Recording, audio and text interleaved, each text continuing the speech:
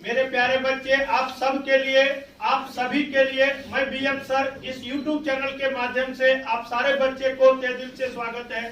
जैसे कि आप जानते हैं मेरे प्यारे बच्चे, लगातार आपका कोऑर्डिनेट ज्योमेट्री का जो डिस्टेंस फॉर्मूलाज है उस पर हम लगातार काम कर पा रहे हैं। लेकिन एक क्वेश्चन इस टाइप से बनता है प्लस माइनस के रूप में, जब भी आप रूट में मत करिए उसको, कैसे आप बाय ऑप्शन भी अंक रख के चेक करते, उसी के आधार पे ये रखना है। तो चलिए वही बात आपको इस क्वेश्चन के माध्यम से समझाना हम चाहेंगे।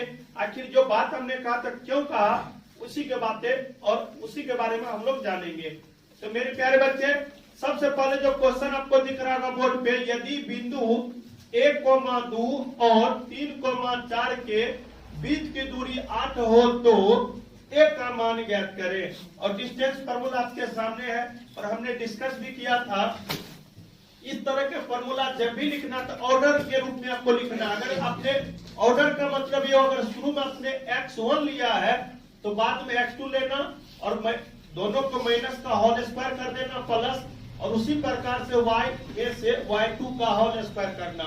अगर बाय द वे देखते होंगे कभी कभी x2 अगर लेंगे तो यहाँ पे x1 लेंगे, माइनस का होल स्क्वायर कर देंगे प्लस फिर y2 माइनस y1 माइनस के और इसका स्क्वायर कर देंगे। मतलब ये सब्ट्रैक्शन के रूप में, लेकिन ऑर्डर के रूप में हमेशा लिखना है।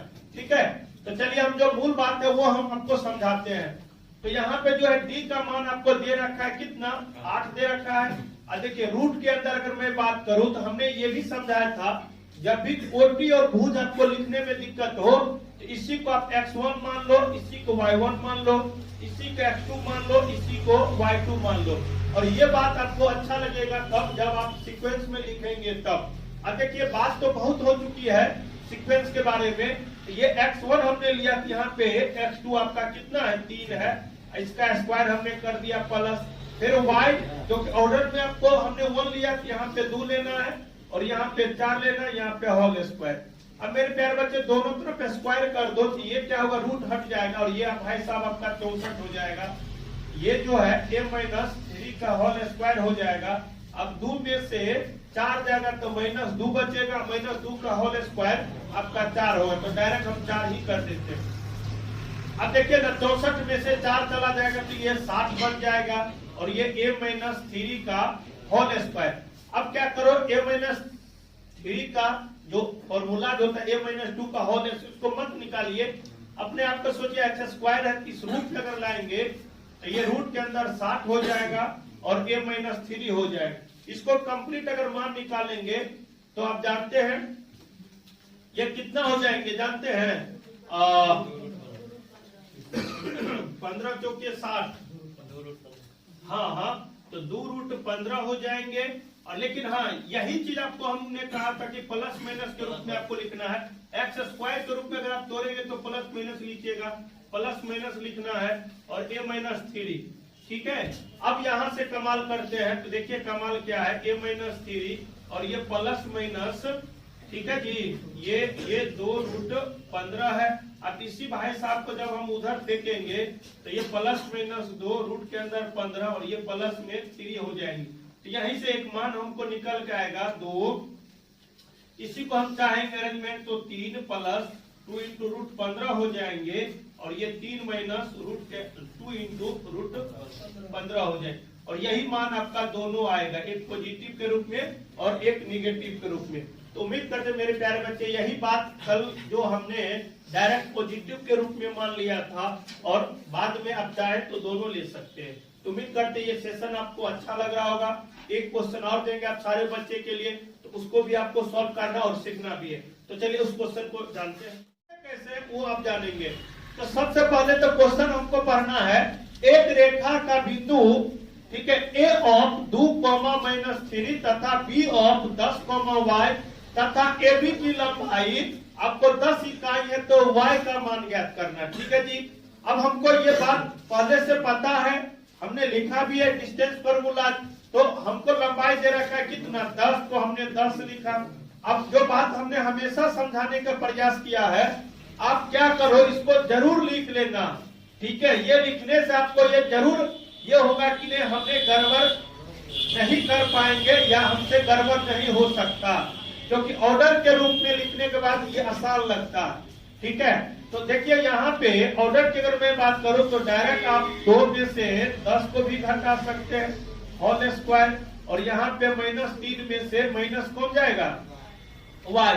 अगर कोई बच्चे को मन में होगा नहीं सर हम इसको ऐसे ही लिखेंगे, लेकिन हम ये बात जरूर सलाह देंगे जब आपको दिक्कत हो ना तो आप कैलकुलेशन से बचना है तो आगे पीछे कर लेना।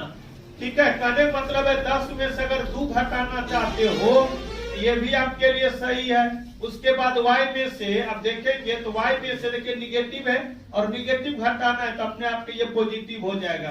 कहने का मतलब ये हुआ y में से -3 घटाइएगा तो ये साइन स्कीम आप लोग को तो पता ही होगा, अलजेब्रा का जो कॉन्सेप्ट होता है, तो y - 3 का होल स्क्वायर। आप चाहे इस रूप में भी करेंगे तब भी कोई दिक्कत नहीं, इस रूप में करेंगे तब भी कोई दिक्कत नहीं, लेकिन हमेशा हम कहेंगे जो आपके लिए आसान स्टेप हो वो आप करें। ठीक है, दिखाने की बात नहीं है, कंपटीशन है, टाइम आप जितना बचाएंगे उतना आपके लिए बेस्ट होगा। ठीक है जी, तो चलिए हम लोग नीचे वाले स्टेप से लेके चलते हैं। अगर हम दोनों तरफ भर करेंगे, लेकिन उससे भी पहले एक स्टेप आपको करके दिखाते। 10 में से 2 जाएगा तो 8 बचेगा, यहाँ पे चलिए 8 का स्क्वायर हो जाएगा और ये y + 3 का होल स्क्वायर हो जाएगा। अब यहाँ पे मेरे प्यारे बच्चे 10 है, चलिए यहाँ पे एक स्टेप और कर लेते हैं, ये 64 हो गए। ठीक है, क्योंकि हमने कहा था इसको डिटेल में जानेंगे तो डिटेल में ही जानेंगे हैं। अब दोनों तरफ स्क्वायर कर दीजिए, 100 हो जाएंगे, ये आपका 64 + y + 3 का होल स्क्वायर। यहाँ पे मेरे प्यारे बच्चे 100 में से अगर 64 चला जाएगा 36। अब यही बात हमने डिस्कस किया था, क्यों प्लस माइनस लेते हैं, इसका कंक्लूजन यहाँ से निकलेगा। देखिए a + b का होल स्क्वायर के रूप अगर हम लोग जानेंगे तो a स्क्वायर मतलब y² 2ab 6y और ये हो जाएंगे कितना 9। चलिए अब 36 में से अगर हम 9 को घटाते हैं या y² 36 + 9 और इसको कंप्लीट माइनस कर लेते हैं, ठीक है, बराबर 0। ये y² हो गया 36y हो गया, ये कितना हो जाएगा बाबू 27, ये हो जाएंगे 0। अब वही बात हो गया y² 9y में से 3y जाएगा माइनस कितना हो जाएगा 27। अब देखिए ना, तो आप क्वाड्रेटिक इक्वेशन पढ़े भी हैं, जानते भी हैं, 9y में से 3y चला जाएगा तो +6y होगा, लेकिन इसको गुना करें तो -27y² हो रहा, इसको भी हमने गुना किया तो -27y² हो रहा। इसका मतलब ये हुआ y अगर हम कॉमन लेंगे तो y यहाँ पे 9 हो जाएंगे, -3 कॉमन लेंगे तो y +9 हो जाएंगे बराबर 0। अब देखिए क्वाड्रेटिक इक्वेशन में ये दोनों पार्ट आपका आपस में क्या समान है, इक्वल है, तो कोई एक हम लोग ले लेते हैं तो y + 9 बराबर 0, तो y बराबर ये 9 हो गया और y - 3 बराबर 0, तो y बराबर 3, और यही मान आपका जो है आंसर आएगा। तो देख लीजिएगा कौन सा विकल्प दे रखा है, पॉजिटिव वाले दे रखा है पॉजिटिव भी सही है, निगेटिव वाले दे रखा है तो निगेटिव सही। तो मेरे प्यारे बच्चे ये 2 क्वेश्चन आपको कैसा लगा, डिस्टेंस कोऑर्डिनेट ज्योमेट्री का जो टॉपिक है डिस्टेंस फॉर्मूला, आप जरूर कमेंट करना, और पूरे वीडियो देखने के लिए आप सारे बच्चे को दिल से थैंक यू। नेक्स्ट वीडियो में मिलेंगे, तब तक अपना ख्याल रखें, सुरक्षित रहें, पढ़ाई करते रहें। Thank you.